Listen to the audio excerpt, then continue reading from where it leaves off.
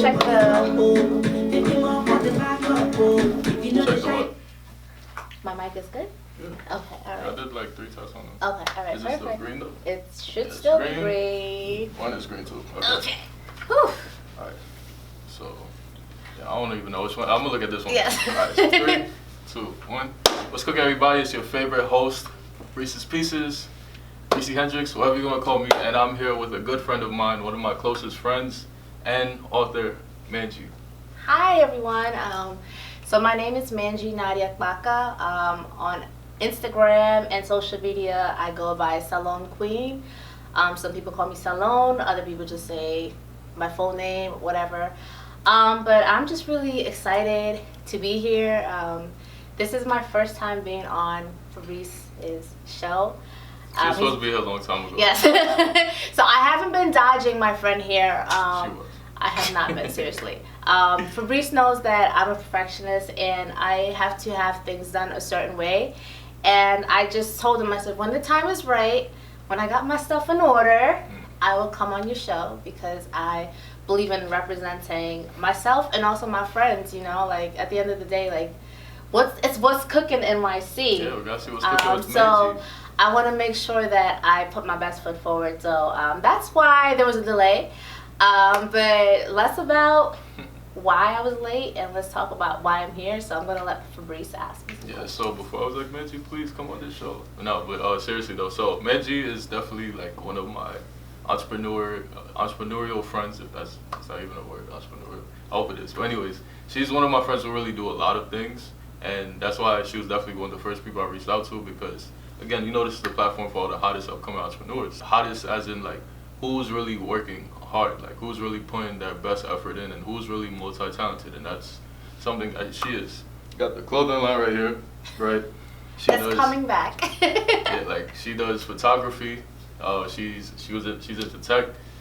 She has her books here. Like she does so many things, and she's the one person I always tell her like sometimes she gotta chill, cause she'll tell me she's doing like she's learning to do 3 things at once. I'm just like, man, you could kill yourself doing this. Like, take a break, slow down, take it all one by one. But she's like, no, I just gotta, you know, she's just like a perfectionist. She just gotta get to it, gotta master the craft, and I admire that. But sometimes you burn yourself out doing that. So, you know, it's definitely a pleasure to have you here.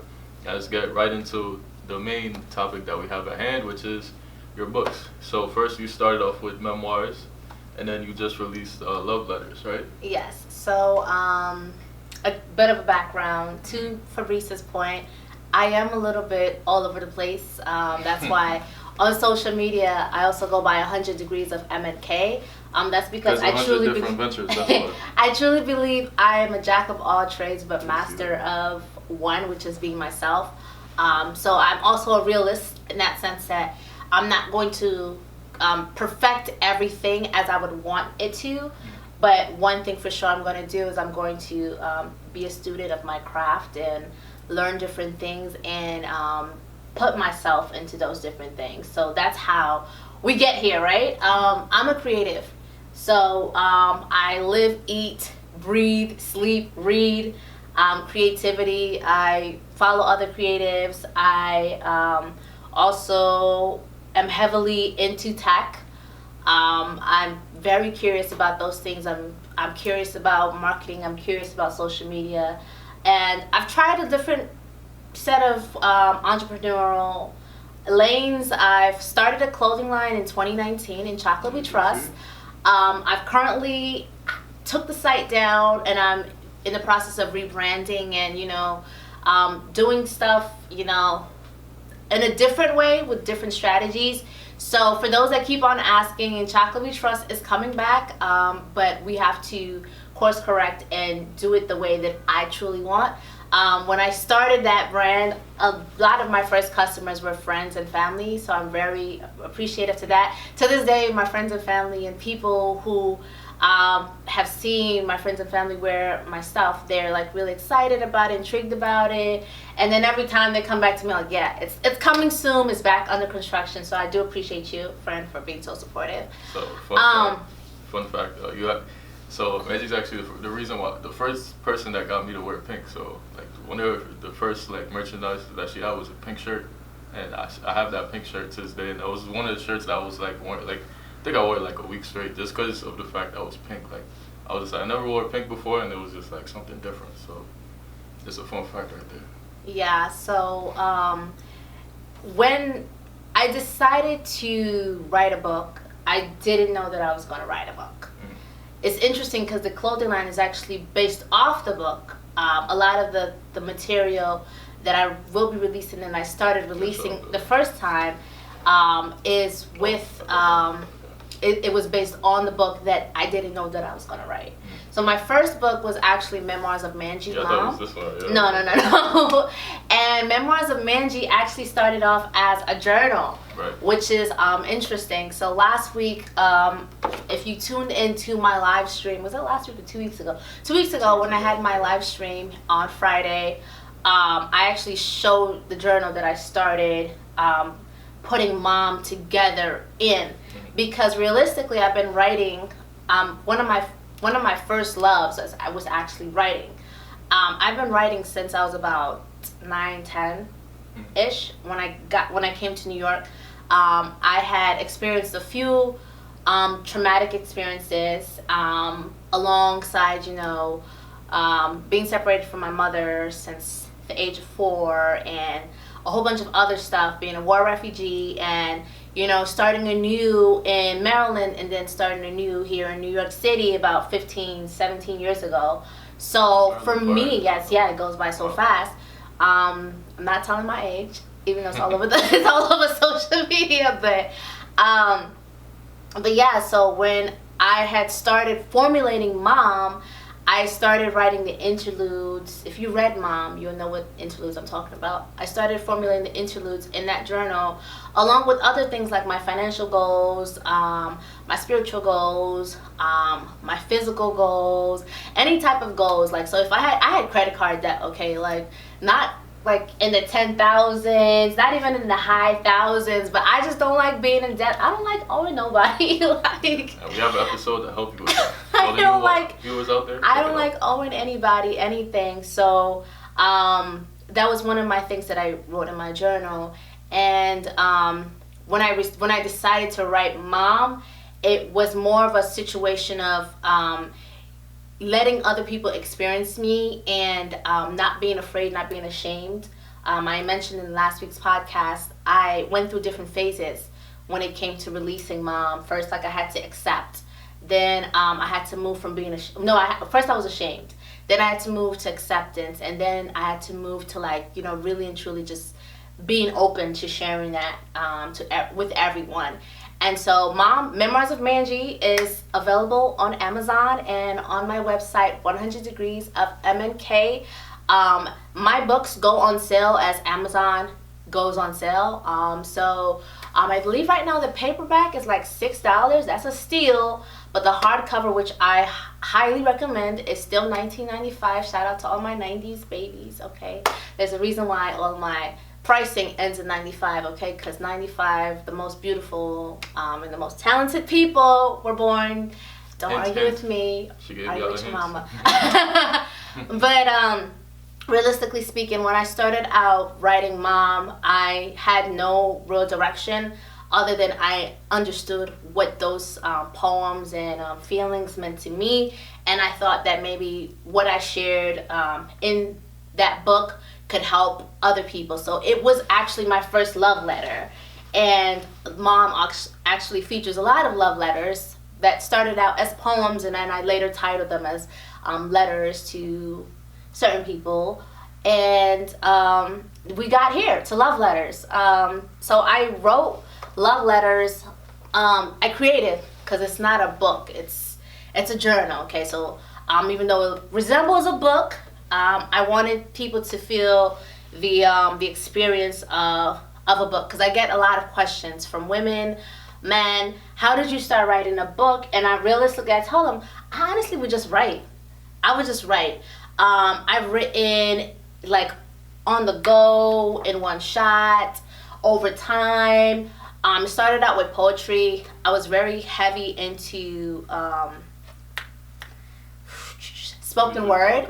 And that's what actually got me into the writing process, because with spoken word, it's kind of like rap, you kind of express yourself in the moment. You don't know how. You never got into music. Huh? I'm actually surprised you never got into music. No. Never. Especially like the choreography that she used to do and the dancing videos, like you could do that with your own music too. Realistically, People friend, really I'm not into that part of the arts like that. I do love dance. I will always love dance. I do love to sing when it's just like me in the shower, me in the kitchen, me like cleaning, me at work after like a long day, and I'm just like, oh my God, I just want to sing real quick. But it's not something that I'm passionate about. I can't see myself going broke to sing. And I think when it comes to my creativity, it comes down to like how passionate I am about it in general, and how do I see myself not just like benefiting from it, but how can I pour into other people with it? Because I truly believe when you're given the gift of a craft, whether it's like through even like things like graffiti, writing, music, storytelling, any type of creative gift that you're given, even people that are good with money. Like, could you imagine the world without people who are good with numbers, who are good with taxes, accountants, finances, stuff like that? That's a gift. So you have to be really passionate about it, because I think that's what makes it believable. That's what makes other people gravitate towards you. So if I don't believe it, then how is everybody else supposed to believe it? Right. And that comes down to how much are you really willing to give up for this? So when I started creating love letters, I was actually in a really dark space. So I've always been open and candid about my depression. I've always been open and candid about my relationships without necessarily putting my business out there. I kind of like to give people a glimpse of my experiences without necessarily, unmasking everything. Because at the end of the day, as a content creator, I most definitely know that we all are on social media, and social media can be a really cruel place. And you give people more power when you give them too much of yourself. So I control my narrative on social media. People only get to see what I share with them.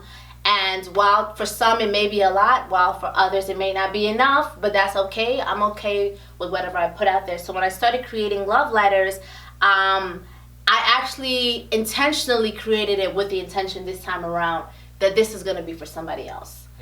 Versus like with Mom, where I had to gradually get to that place where like, yeah, now I believe like this could help somebody else. Right. When I created love letters, I was like, you know what? It's all good. We broke up. He was a good guy. I'm a great girl. It just wasn't time. It didn't work out. But I'm going to reach out on my energy. And that's one thing I think a lot of creatives have in common. Correct me if I'm wrong. Like I know with rappers, they start writing about their experiences, actors and actresses, taking on a different role, different persona, designers and muralists. They, start painting different realities or creating a new reality or fantasy through their artwork or fashion piece. And so for me, like the rechanneling of the energy from the creative aspect is so important, because some of the most beautiful things come from that. So when I decided to create love letters, I actually thought that I would finish it within a month, because it only took me a month to put this together. But then I didn't realize that it takes a lot putting together a journal versus putting together a book. So putting together a journal, you have to worry more about the technical things, because there's a lot of graphics actually in this journal. It's a high quality, high print journal with pages in there, and it's more importantly, it's an affirmations journnl, right? Yeah, so coming from a dark place, I've always wanted to give out better energy. So like for me, I'm the type of person that if a guy looks good, a girl looks great, I like your shoes, I love your hair, I love your walk, I love your smile. And it's not to just come out of, because I just like to schmooze people. Although for sometimes, I don't know, for whatever reason, people think that. But I genuinely, if I like something, I'm going to say it. And if I don't like something, I keep that to myself, because I was raised, if you don't have anything nice to say, you don't say it. You keep it to yourself, because there's a time and place. And also, people have feelings. And truth without love is cruelty. So for me, if I don't have anything nice to say, I'm not going to say it. Unless it's personal and we have to address it. Unless it's going to change my life, for me to address it. But yeah, so when I decided to do an affirmations journal, I said, you know what, this is big for me, because I've always relied on other people to pour affirmations and positivity into me. And then when I don't get that, while creating something great or accomplishing something great, I would start to then take away from that from myself. So when I've built myself up to the point where I'm like, you know what, this is me. Take it how you want to take it. I'm not changing for anybody. I'm only going to change for the better. But just because you don't like how I live my life or what I do does not necessarily mean that you know better. While I'm also very much open to constructive criticism, I'm very much checking destructive criticism at the door, and that's starting with myself. So that's why I decided to start up with an affirmations journal. So back to the process. I start off with formulating the journal, and I realized that pagination matters, margins matter, and all of that other fun stuff matters. So it ends up taking close to a year and a half to finish, because I actually started in February. Right. Literally 2 weeks before Valentine's Day, because I'm like, listen, I'm not having this. I'm not gonna be sulking. I actually took myself, I think I went to Puerto Rico that year. Was it Puerto Rico I went to? Yes, it was Puerto Rico I went to on a solo trip. And I basically, I'm not about to be like one of those people who get sulking and sad on Valentine's Day, on Christmas, when they start coming out with their pajamas, their matching pajamas. I'm like, y'all are not going to do me like this. So I went ahead and I created love letters. And it's been a very stressful but beautiful journey just putting this together, because it's a journal, because it requires so much technical stuff. I wanted it to be perfect, and I needed it to be perfect because the price point. It's not a standard low content journal. Although this is considered low content because it's a journal, it's high in content. So all things considered, me knowing that I'm giving something of value, I didn't want that value to be questioned by even the slightest mistake. So yeah, that's how I started with love letters. Yeah. Whoa, thank you for that long story. Oh my gosh. There was so many times I just wanted to cut it, just because it's you had so many points that I wanted to. Oh my god, I didn't let you ask the question. Oh my gosh, y'all. I mean, it weren't even just questions, just points too. So the main point I really took away was, so normally we tend to ask a question, when we normally say for them, is it easier, and audience, I see you're on live, so audience, I want you to chime in too on this question. So is it more difficult to stay inspired or stay creative? I feel like for you, it's definitely something that goes hand in hand, where it's just for the journey, for example, start with an inspiration of what do I want to do in terms of expressing myself, right? So you were in a depressed state, and from there you were inspired to write. And that's something that you said you had a love for forever, to write. So you were inspired to write, and then now it was just about the creativity of bringing the thoughts in your head to life, which you did through the journal and publishing it and whatnot. So, and not just publishing it, but even how you market it as well.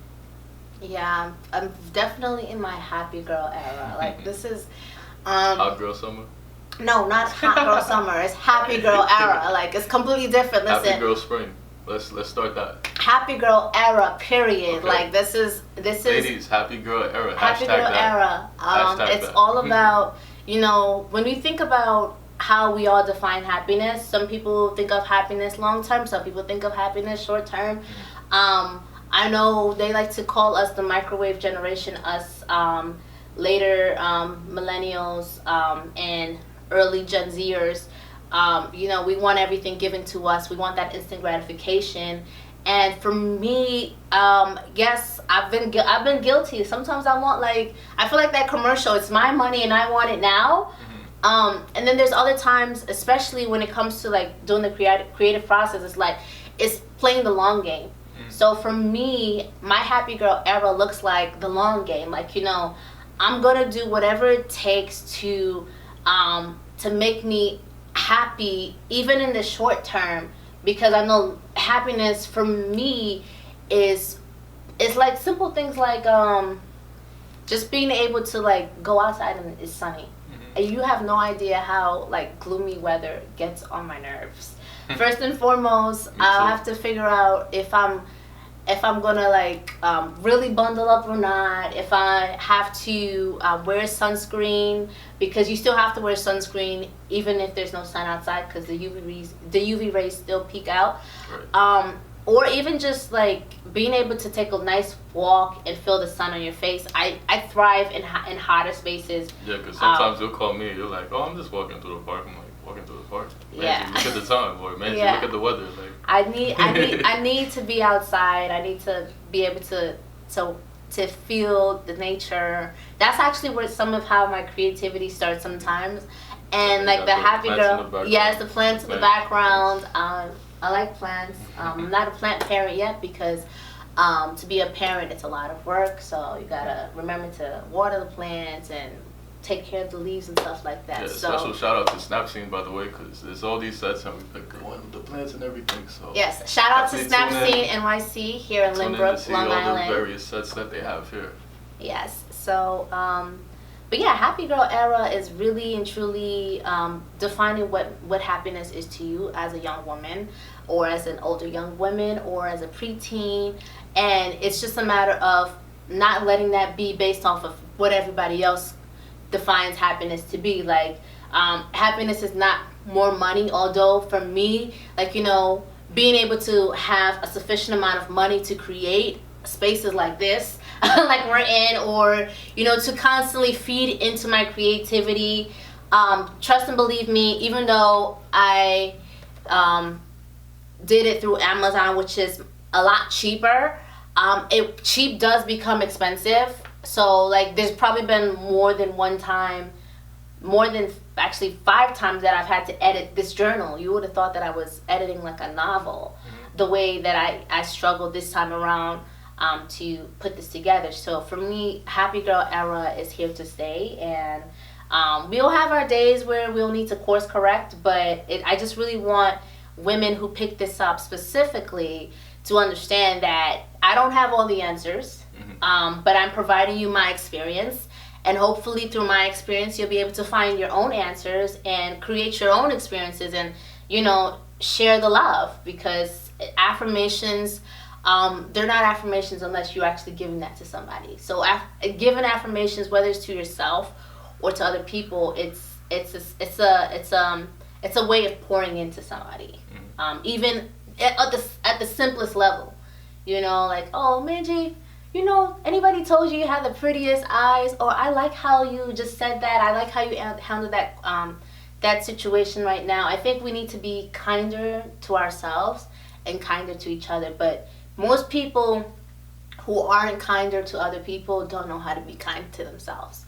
So realistically speaking, that's where love letters come from, you know, moving from being so like Debbie Downer. It's kind of backwards. You gotta love yourself before you can love anything else, anybody else. Like, yeah, for sure. Yeah, so let's hop into the entrepreneurship behind being an author, right? So I feel like being an author, it's an industry where you can't really fake it, right? Like, there's all these books out there where people give you these guides on how to be successful and whatever it is, but you can't really do that without giving your side too, because people want to see the personal side to you, right? People want to relate to what they're reading, or else they just feel like it's a school textbook, right? So I feel like with the writing industry, it's so creative in the sense that you can't really fake it, because it really flows through you, like your emotions and your thought process and everything like that, because people want to relate to you and whatnot. And I feel like, you know, with the love letters and even with Mom, there is definitely a lot of emotion that's shown. So how do you feel about that with like authors in general? Well, again, everybody has a story to tell, Mm-hmm. and everybody has a right to tell their story. What sets everyone else apart is how we tell our stories. So for me, on the entrepreneurship side, I think access to certain things makes a huge difference with how your story is told. For instance, I really and truly, for mom, I wanted those nice sleeves that people get with their hardcover books. And I did the research and I did the digging. I have friends who's friends with people who are in publishing. And I've had one friend tell me, like, realistically, it's kind of elitist. And I know people hate that term elitist so much. That it's like you really have to know somebody to get your book or get your story told out there. For the audience at home, if anybody is interested in creating writing their own book, like what would you tell them in terms of like the production, in terms of how did you do it? It can go from being really simple and affordable to really expensive. Now, for me, writing my first book, it was close to $3,500 that I spent over time. The first part was that I started out with the Vanity Press. It's a smaller publishing company that basically gets paid whether your book makes sales or not.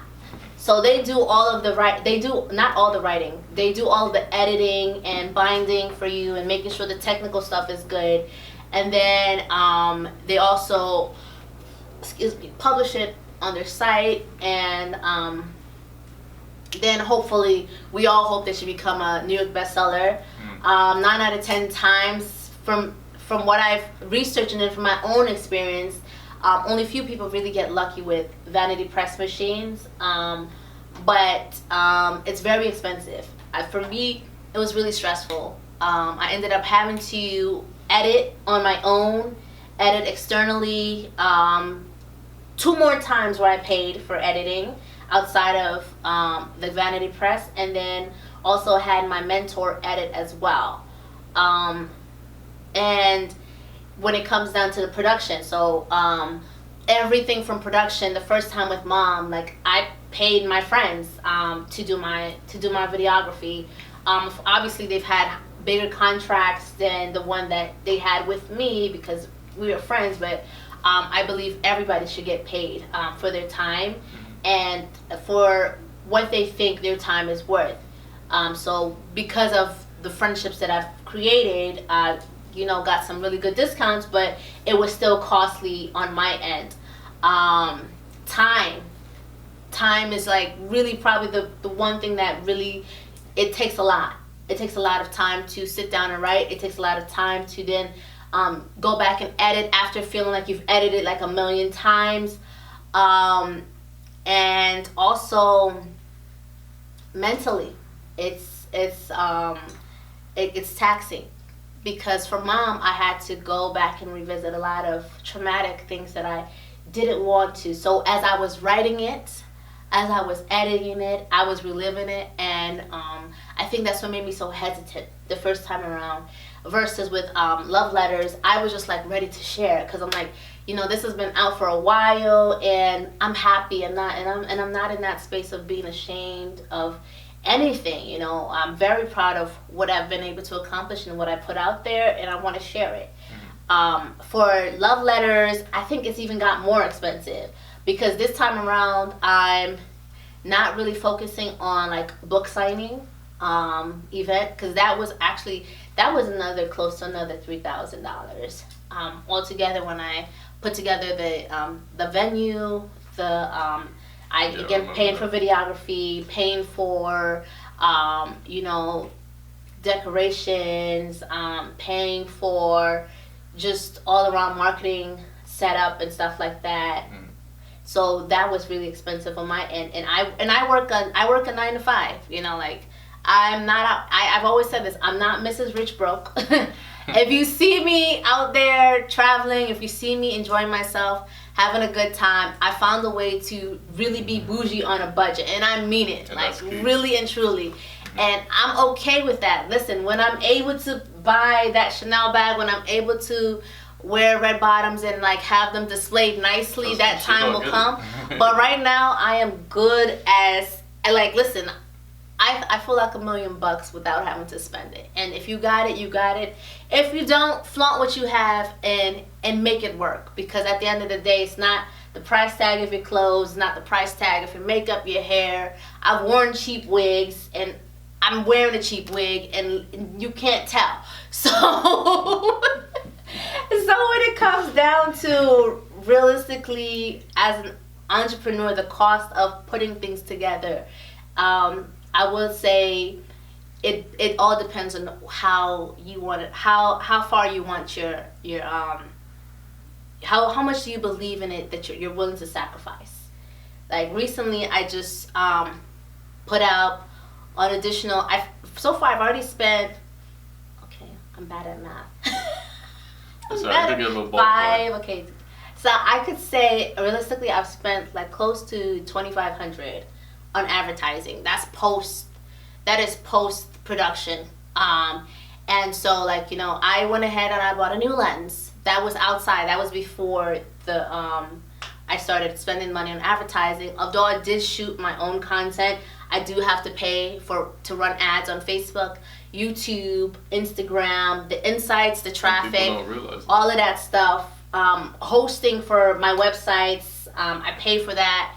Apps, I pay maybe like a good $300 monthly combined, because at the end of the day, you do claim the stuff on your taxes, so it doesn't really become like in your face until you're like looking at every single itemized transaction, and you realize, wow, this is how much money I've invested in myself.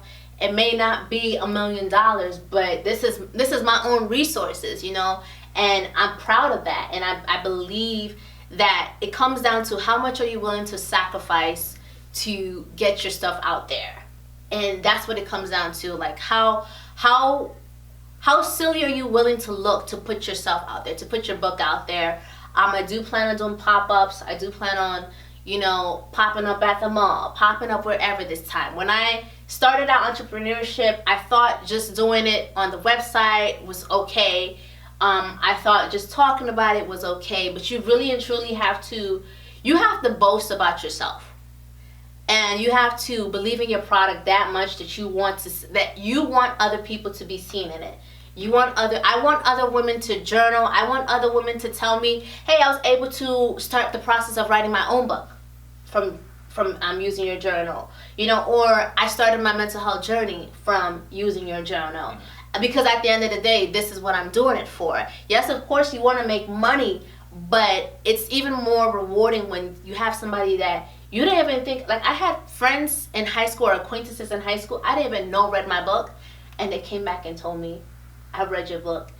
And I didn't really have a close relationship with them like that, but they knew of me, I knew of each other. There was mutual respect there. And even some like teachers and friends of teachers and people who I've never met in my life, and they tell me, yeah, I read your book and it's a great book. And it makes me feel good because I know one thing about storytelling is timeless. Again, any advice to an entrepreneur, you just have to really believe in your product. You have to believe in yourself. You have to, and I know it sounds cliche, but you really and truly, I believe in love letters. I still believe in mom. Okay, sales slowing down or not. You know, every now and then when I do get a notification from KDP, you got a new sale, I am like happy. You know, I haven't reached bestsellers, but I can say that I've successfully sold my first 100 copies. You know, over the course of 2 years. Some people are never really able to sell even one. You know, some people, it stays there because they're too afraid to go out there and make, you know, take the shot. So that's my only advice that I would really give out there for anyone writing a book. The first thing is starting. The second part is how are you going to package it. I use places like Fiverr. It's a hub for freelancers, so if you're looking for photographers, content creators, and stuff like that. For me, since I did most of the content creation myself, and also the writing myself, I probably use Fiverr just to fine-tune a little things. You know, Fiverr was what AI is now. but it's still very important if you want to be working with the human directly. And you get some really good deals on that. Fiverr, Upwork, and a few other places where freelancers come together and offer their services. And also using your network, using your friends. Obviously, like I said, I believe everybody should get paid for their time. You and your friends, when it comes to business, you discuss, you negotiate what's a good price that you're willing to pay for a service and what they're able to provide to you. I've had people who've offered me to do things for free for me, and as much as I wanted to say no, you can't do it for free, I want to pay you. I understand also people wanted to give back and pour into me as well. So that's pretty much it. I don't even know what to say. That's crazy too, because like the episode we dropped today was Slow and Steady Clothing. The last reel I think I posted on Instagram, Taylor was saying basically the same things along those lines. So that's how true it is. You really need that support team and environment around you that's really gonna help you get there. They don't have to support you in regards to sales or views or streams or whatever, but the simple things that they could do for you, such as your photography, your marketing, sharing something for you. I can truly say that I have friends and family that really do support me through and through, and so I have no problem giving that to even strangers or other friends who start up businesses. Shout out Reset Body Goals, shout out Queen Bee Luxury Hair, shout out K Essentials Oils. Okay. Shout out, oh my gosh, shout out Curve It by Elena, shout out the Kingdom Dance Company, shout out my good friend Monet. Yeah, so I have a whole list. And also shout out Wink by E and Wink by E Tree. Shout out Snapseed. Because it's just so important, like how word of mouth spreads. When you actually materialize the support, all those brands that I have just listed, I've bought from and I happily buy from. I don't care what the cost is. If I have it and I know I can readily get it more accessibly than having to go to the store, why not? Why not put more money into my friends' pockets? Why not put more money into the next creator's pocket? You never know. The person's pockets that you're funding right now could be a future investor, could be the one helping you out with your money management and stuff like that. So, I'm all for paying it forward, but also materialize your support. It's not okay, not anymore, to just save, like, you gotta comment, share, subscribe, be a fan. Yes. If you're gonna support us now. Yes. Instagram as well. But again, if you'd like to grab your hands a copy of Love Letters and Mom, I do have it available in the hardcover and the paperback. I might just get rid of the paperback just because I believe journals are timeless and they should last longer. So I think paperback may or may not. We'll test it out. But for now, the paperback is available on Amazon and directly off my site. If you order directly off my site, you'll get a signed copy.